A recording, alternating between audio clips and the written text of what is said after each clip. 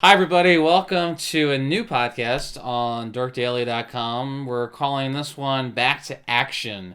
And we are going to be revisiting Mighty Morphin Power Rangers and several of its sequel series in the 90s. I am Chris Domenico. I'm here with my friend, roommate, Gabe Ribeiro. Hello, hello. It's Morphin time, Dork Daily. He was really excited about this one. So we decided at some point I feel like it was late spring, early summer. We were talking about Power Rangers a lot. We saw it on Netflix, and we knew the 25th anniversary was coming up. That was the germ of the idea. And we got super excited about it. How we were going to try to watch this season to coincide with the 25th anniversary that was leading up to August of 2018. And actually, we watched the accompanying 25th anniversary special, which was, what's the current incarnation? Ninja Steel? I think it's either Ninja Steel or Super Ninja Steel. Yeah, and spoiler alert, some past Rangers show up, including one that we'll mention in the review of this season. But I think they do that every 5 years. They do a well, they always do a tie-in if they can with footage that they have. But this was a big one because it was the 25th. They do I think they did one for the 15th, the 20th. It's a beautiful moment every 5 years where grown men in their 30s can sit together and watch Power Rangers. Indeed. Watch a new episode of Power Rangers, which is pretty cool. And it made me that much more sad based on our personal lives of things that were going on with us, that we got to the point where it was easy peasy, where we could breeze through episodes of Power Rangers like that as kids. But now as adults, we have very little energy. And it was very tough for us to get through what would be, up to this point, the first two seasons of Mighty Morphin Power Rangers, which is 112 episodes. It was so easy back there in the day when we just came home from school and watched it. And now it was really hard. Well, we spaced it out. And we did. Yeah, to be clear, we'll be covering in today's video the first two seasons of Power Rangers, not including the movie yet. That'll be its own podcast. But I think back then, it's. Can you imagine if we watched it all at once back then? That would be difficult too. I think it. I think that. Well, first off, I don't think we could have, because our parents would have said, "You're spending too much time in front of the TV. Get your homework done, and it's time for dinner." But Yes, we never heard that before. In fairness, though, thankfully, most Power Rangers episodes, even with intro and ending theme, are usually about 20-21 minutes. So we had plenty of commercials back then, anyway. Right. But it was the ideal show that you had to rush home and watch it. I don't remember what its time slot was. 3:30, 4 o'clock? Yeah, I want to say it was. I think it was 4. 4 o'clock? Something like that. Or 5. Yeah. Depending on where you were. But right. So, season 1, I think. What was it like watching the pilot again for you? I had actually seen it again. For whatever reason, my interest was piqued when they did I believe it was after Saban bought the rights back, right? Yeah. And they redid Power Rangers Season 1 with all those weird filters and effects and crap. And I rewatched it because I saw, at this point, Day of the Dumpster is like an epic pilot for a lot of us who've seen Power Rangers over the years. But it's one of those things, and I watched it with all those effects they added, and it was just unnecessary. I understand they wanted to bring it to a new audience, but the execution was piss poor. But they didn't really even modernize it at all. It just seemed, it almost seemed like they made it even more like the Batman 1960s. Text on the screen. 1960s series. Yeah, onomatopoeias. It was was weird. Yeah. Yeah, I didn't watch too much of that, but yeah, I think revisiting it, you have to remember that they had no idea how this was going to pan out here, and I think what they really tried to do, the first season is so painfully 90s, and you have kind of on one side you have the superhero, clearly from Japan import, but then you have Saved by the Bell. Yeah. On the other side of it. So. And I think, Saved by the Bell was so popular that I think. And it was right off the heels, too, because I think at that point they were either on the college years or the new class. Okay. So the original Saved by the Bell, I think, was done by then. Mm-hmm. So they wanted to take care. They wanted to. Well, for one thing, there was like a dual thing going on. So it was one of those things where, let's make a show for kids that can catch their attention. Because let's be honest, as a kid, I'll admit, it was hard for live action shows to catch my attention. I was so inclined to animated stuff when I was 6 and 7 years old. Mm-hmm. I still am. But, if you throw martial arts in there and make the characters semi-relatable and a lot of bright colors, neon things especially, which were big in the 90s, you're gonna strike something. Especially when it's off the heels of, like, a popular show that we already had that was in the public consciousness with some elements thrown in of us Americanizing Japanese footage, which we've done decades before, even with Ultraman. Right. Well, yeah. Or Astro Boy, or Ultraman, or anime in general. I mean, and it also takes a page from Transformers as well, and having that be live action, which was really cool. So, what surprised you? I mean, kind of going back to the show 25 years later. It's been 25 years, right? 25 years later, what surprised you? We're pretty much at the 25th anniversary of the second half of season 2 or season 1, because we'll be leading into season 2 in the summer, I believe. So we're watching this 25 years later. What surprised you the most about the show that you didn't remember? Or there's just little things, especially because I come from a theater background, and they were still trying to iron out things, and until they really exploded and it became the most popular show amongst kids at the time, there was little things that they did to tweak things, and sometimes they just said, you forget it with the budget, or even just, maybe they had a rough shooting schedule and they just wanted to get shots in. But there's certain little bits where I noticed, maybe let's say they're going into the standard morphing sequence where it's morphin' time. Jason... We're gonna go into detail about like the plot, like why not? Yeah, let's go into I'd say let's go into important episodes. Okay, that came up. So the most important episode is Day of the Dumpster to start, which would be the pilot of the show, where we're introduced to the characters who have personalities, but they're pretty much archetypes. So you have Zach, who loves hip hop and girls. Jason's like the stoic, speak softly but carry a big stick leader. Billy's a nerd. Kimberly's the girl who loves gymnastics and the mall and stereotypical Valley girl. And then Trini's kind of a mix of Billy and Kimberly. So she understands Billy's scientific lingo, but she's also has some girly tendencies, but also knows martial arts. I think an archetype in a lot of shows, period, is you have someone that speaks in a way that people don't understand. So like Billy would always talk. Yeah, Billy needed a translator. Science jargon, and Trini was the translator. Until he started picking up on like hip lingo of the time. Yeah, which I always thought that was really... I thought Billy to me was, I think, a much more interesting character now. I thought that... Especially when we get to his character in a later series, which I think I liked him the best. But then we'll get to that later. There he is. Unfortunately, this is not Trini. I don't want to spoil who this is, because we're going to get to that later. But... they're given like basic characters, and then we get this witch who has a space dumpster on the moon. They discover her. These astronauts, for whatever reason, I don't know how that doesn't make the news, because I guess the juice bar should have had a TV. Clearly the space, they sent a shuttle to the moon, or, spoiler alert, in the Japanese Sentai show, it's a different alien planet in general, but for the sake of it, it's the moon, because... apparently people can breathe on it in Power Rangers. But wait, so was the palace on the moon in Super Sentai? No, it was on that planet that they let the dumpster out, and she set up her whole palace. It was a planet called Nemesis in the Sentai. There's a whole... the Sentai in its own right is called Kyoryu Sentai Zoo Ranger. It's way more fantasy-based and less technology-based than Power Rangers, which I think works for Japan culture, because... they seem to like that more than us. I still don't understand the mech aspect of it in terms of it being a fantasy, but you'd have to look into it. It's pretty interesting. There's some neat stuff, and they casually build up to their melee weapons and their suits and their mechs way longer than we do. Can you explain what a melee weapon is? Because I wasn't even clear on that. So essentially, the Power Rangers have weapons that they will later get when they get their suits. They get their own individual weapons, but the Rangers, the Zoo Rangers as they're called in the Sentai version, they already have their weapons because they're ancient warriors from a civilization from prehistoric times. Not even kidding.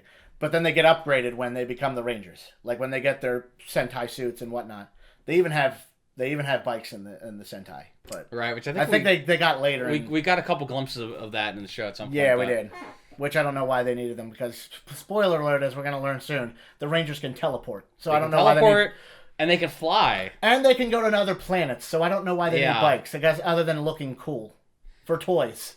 Rita Repulsa is such an interesting villain, and I think just on day one, she's just very interesting to watch. And you almost they give you exposition in the opening titles, like the opening theme of the show. Alpha Rita has escaped. She's going after Earth. She's been in a dumpster for 10,000 years. So she sees the planet right next to them, and she wants to take it over. And then it's iconic. I mean, she's such a maybe one of the most famous villains of all time. You know, I would say, especially to kids. Yeah. And kudos to us Americans, because we really got our mileage out of her. We really did. I mean, she's in. I mean, it's not Rita, but it's Bandora the Witch. Bandora the Witch in the Sentai. In the Sentai, and she's there for what, one season? She's there for one season, but the funny thing is, their counterparts aren't that much different, essentially, in terms of their objective. I want to go after the 5 teens, and I'm going to send a monster down, and they're going to fight it, and, you know, obviously certain things change, but there's some status quo involved. She just wants to take over the Earth and get rid of these 5 teens in those suits. Mm-hmm. Mm-hmm. And they figured out a way to, and we'll get into it later, but to just kind of put her in essentially like about 4 more seasons, or I guess maybe 4 seasons total. And some more stuff, yeah. And even some canon later on with others Power Ranger seasons. Mm-hmm. Yeah, that's right. So certainly, I would argue the most famous Power Ranger villain, probably second, the only person second to that would be Lord Zed. I think probably the 2 most popular. And Goldar. Goldar has had a lot to do in the... Yeah, but he became kind of a bumbling moron and a lackey after a while, but he could still do some damage. So Goldar was pretty scary in season 1. Yeah. I mean, even his original voice, because they changed him a little bit. I think they make him more cartoony. But he sounds more like this, Empress. That was just great to just see that shot constantly. Lay them down and make the Earth yours, Empress. America wanted to cut... Chaim Saban, when he originally produced Power Rangers, he said, I didn't know how it was going to translate to American audiences. So, let's keep the budget small. We'll recycle Sentai footage for Ranger fights and the Zords.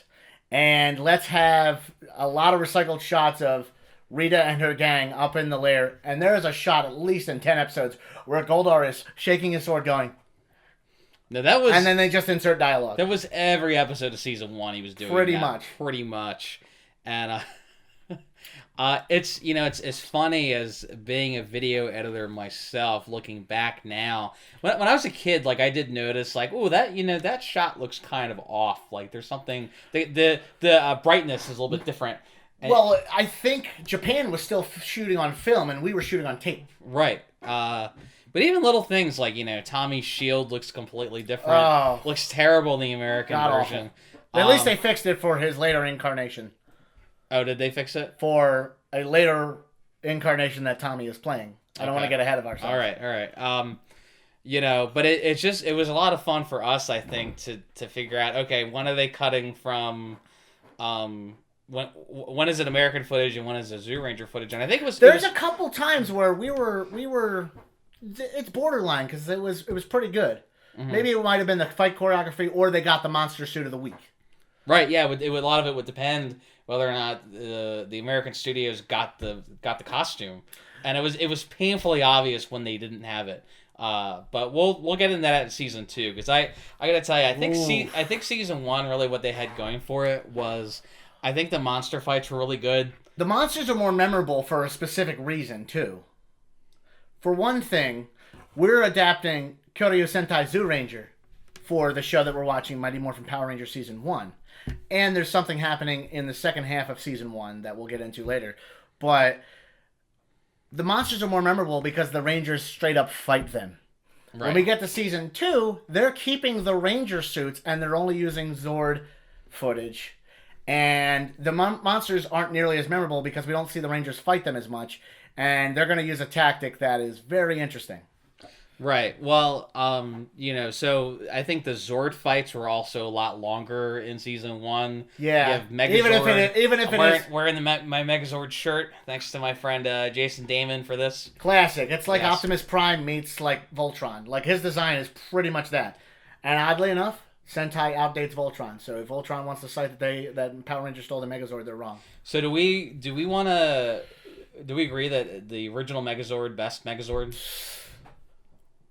Full-on 5-piece Megazord? Yes. But I have another Megazord technically from that season. If he counts as a Megazord, there's a separate Zord that we all pretty much love. What is the Zord you're speaking? Is it the Dragon Megazord? I am speaking of just the Dragonzord alone.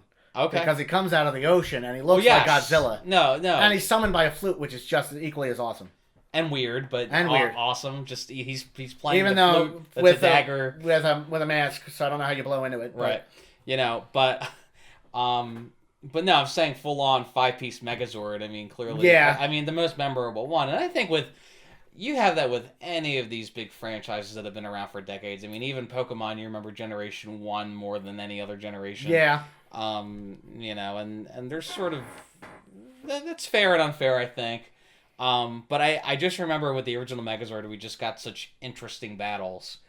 We did. I mean, they ultimately, mostly until they started combining some of the Zords, we pretty much got the Megazord gets the power sword from the sky and just slashes the monster. But it was still cool because you knew it was coming. Right. You're like, all right, the Zord's getting roughed up here. We need the power sword. I think they knocked down more buildings in season 1, wouldn't you say? Yeah, I mean, I don't know what Angel Grove's economy's like with all those buildings getting destroyed, but we're getting ahead of ourselves, aren't we? Yes. So, but yeah, I mean, I remember, I think it was the last episode of season 1 where the Megazord goes underwater to fight the Pearl monster. I thought that was just that was pretty great. Really cool. And there's something else unique in that episode. What's that? It was an episode that centered around the Black Ranger, Zack. But in the Sentai footage, because he extracted some kind of something that was burning his skin, Tommy lent him his shield. Do you remember that? Right, yeah. The Pearl monster. And that right. was, I think, the only time a Ranger other than Jason got the Dragon Shield. Right. Well, and besides Tommy, of course. Right. So, yeah, I mean, I remember it for that. I remember just Rita being very memorable. But there's also, we say Rita, but also on the other side, your villain is always almost as good as your mentor. And Zordon and Alpha are classic. Mm. I mean, Zordon is pretty much your standard head in a tube mentor. But there's just something endearing about him. And although, like, Alpha can be... Well, he has no fighting prowess, let's be honest. He can't fight for anything. But he's intelligent, and he pretty much does the things that Zordon needs to do because he doesn't have hands.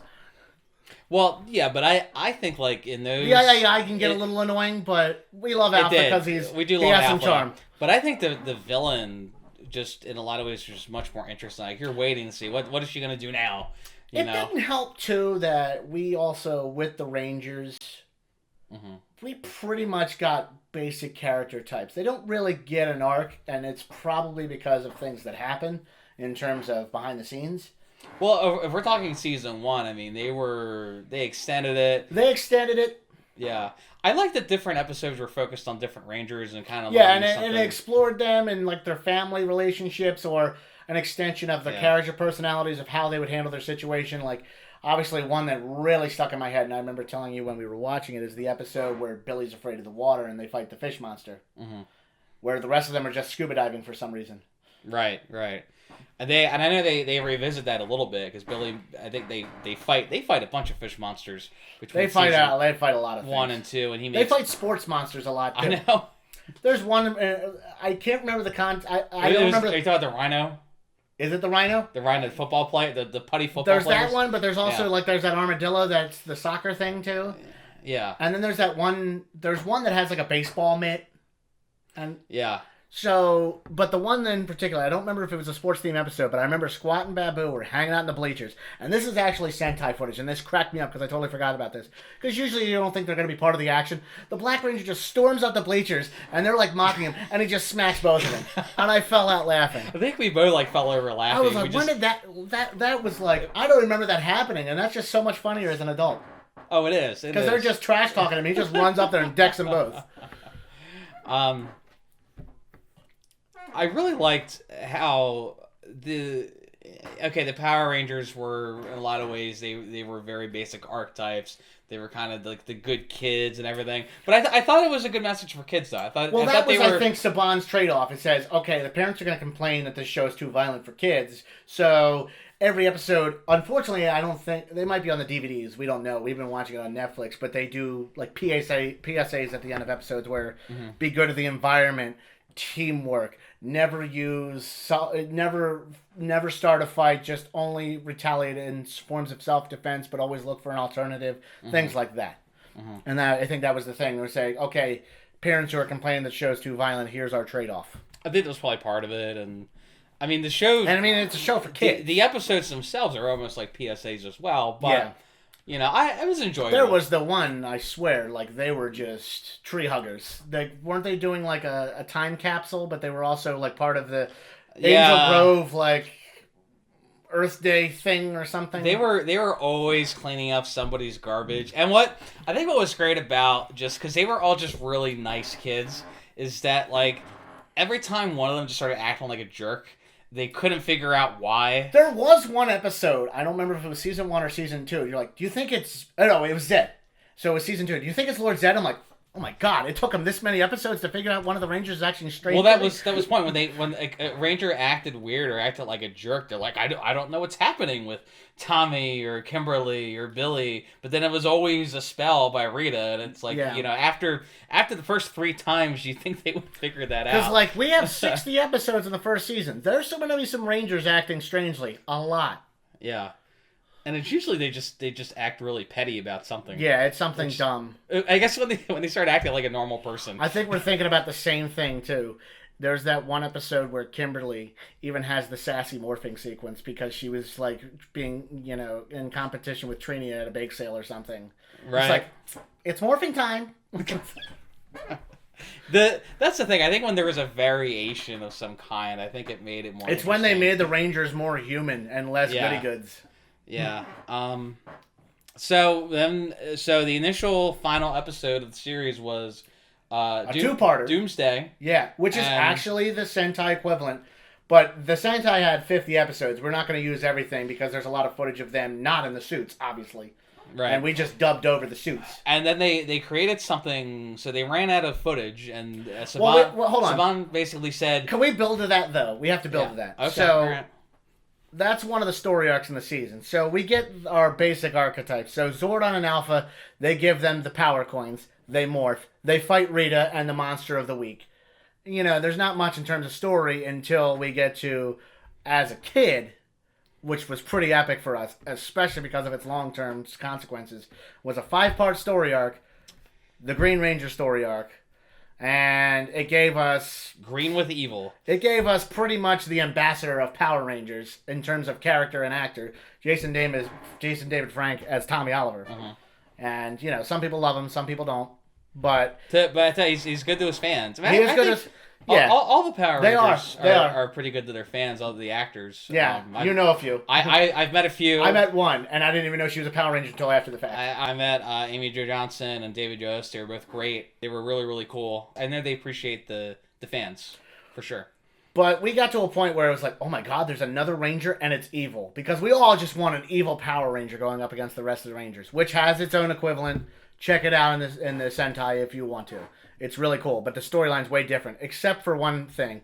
So, long story short, he gets corrupted by Rita, who has his power coin for some reason. We never figured out why she has that power coin. Did she create the power coin? I think she created it, and it is interesting, and I know we'll talk about this when we talk about the 2017 movie, but in the 2017 movie, Rita is the Green Ranger. the Green Ranger. So maybe that has something to do with it. Yeah. Maybe that was something they had planned. So anyway, Tommy gets undone with his evil. He joins the Rangers for a little while, but because they only have so much footage of him in the Sentai, after a while they have to phase him out. So he loses his powers, essentially. So by the time we get around to Doomsday, that 2-parter, we've done a lot of status quo with the Rangers fighting the Monster of the Week. But then it sets up where we're going to have a 2-parter, and the story is that they're having like Power Rangers Appreciation Day in Angel Grove or something. Mm-hmm. And Rita just abducts all the people in Angel Grove. And she even flies her palace into the city. She's got a monster that's like a her own Zord that Goldar pilots, and it's beating the crap out of the Rangers.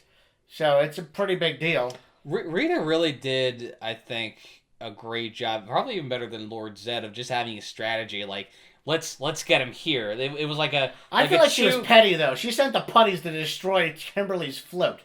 Well, yeah, she was petty too. Well, that's what made her great. Is she was just a terrible person. Yeah, you know, she's the Wicked Witch of the West. Yeah, she is.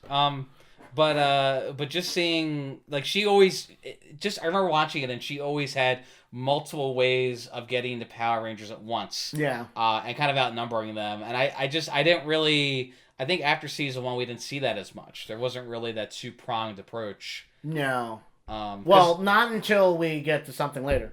Well, and we don't even see.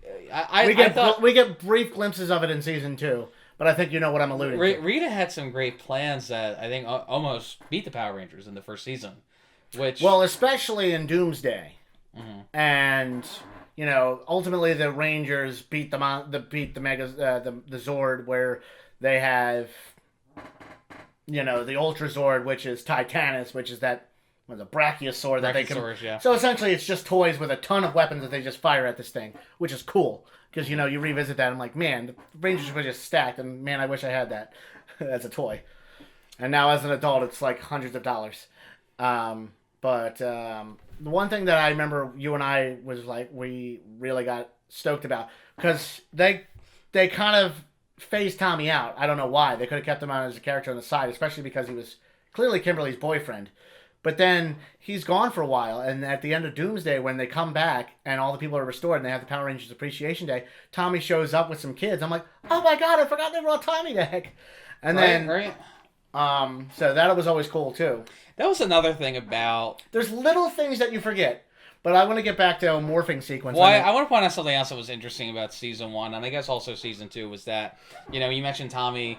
He's clearly dating Kimberly on his last episode, and then we never hear from him for like another couple weeks, right?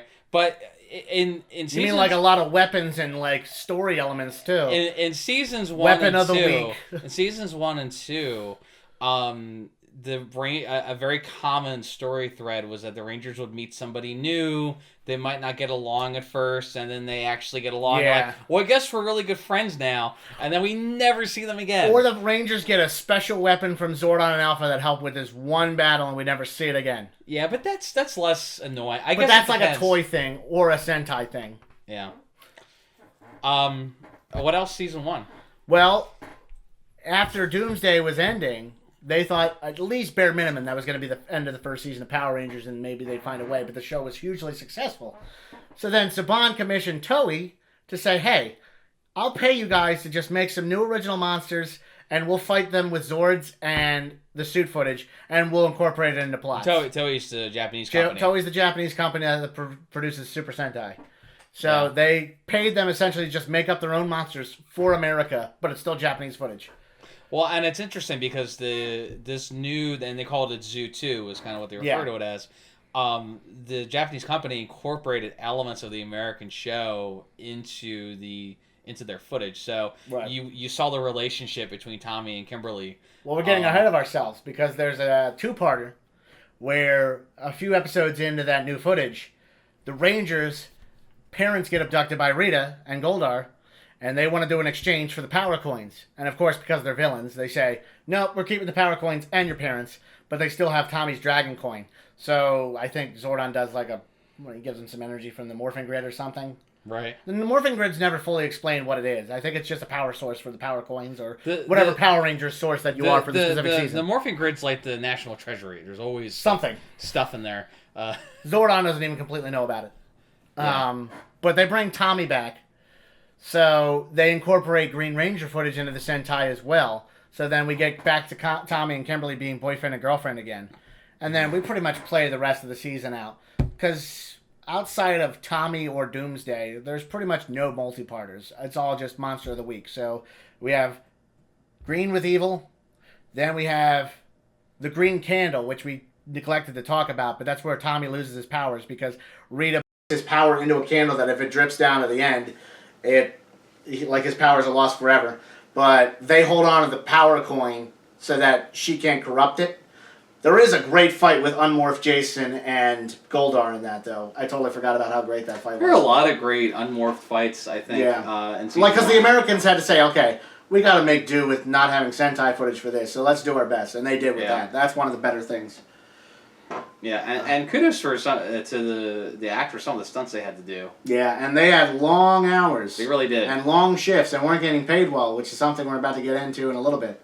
Yes, yes. But pretty much the rest of season 2 panned out that the Rangers didn't really have a definitive end because I guess they knew that they were coming back. So the last episode, as we talked about of the season, was unique enough in that Zach asked out the girl that he was wanting to date all week, and the aforementioned details of an underwater Megazord fight with that Pearl monster and the Black Ranger wearing the dragon shield. However, we have neglected to mention a very important detail of Power Rangers. We have. And I think you know where I'm going. The real heroes of the series, Farkas Bulkmeyer and Eugene Skulovich. You don't really see much in the first season, but man, the character growth of these two guys are so great. Well, we'll get into that. You see a little bit of it in the first season where there's a clear episode where they just recycled some Sentai footage and they reused the pudgy pig monster, where Bulk and Skull adopt the pig and they're actually taking care of it and being good dads to it. Mm-hmm. And then the other one was when they decided to be crooners for Zach to impress Angela and they sang for him. And I think they were also, weren't they also like waiters at the French restaurant? Yeah. So at least they were trying to get jobs. I don't think they were waiters. I think they were playing. They were playing for Zach. Yeah. That was like they slowly kind of built it. Yeah. Well, I think they were very popular too, and there was no Japanese equivalent in the Sentai for that. So because they were just two bullies who were bumblers who were entertaining enough without being too mean. Yeah. They just kind of thought that the goody goods were dorks, which in all honesty they kind of were. Well, we are on Dork Daily. Yeah. So season 1, it was a gamble, but clearly it paid off. Saban made millions and the actors didn't. Yeah. Well, I tell you what, they deserve a lot more credit for everything they did to entertain us as kids. So we appreciate you, Power Rangers actors. And may the power protect you. We'll see you next time for season 2 in our Power Rangers podcast. Back to action.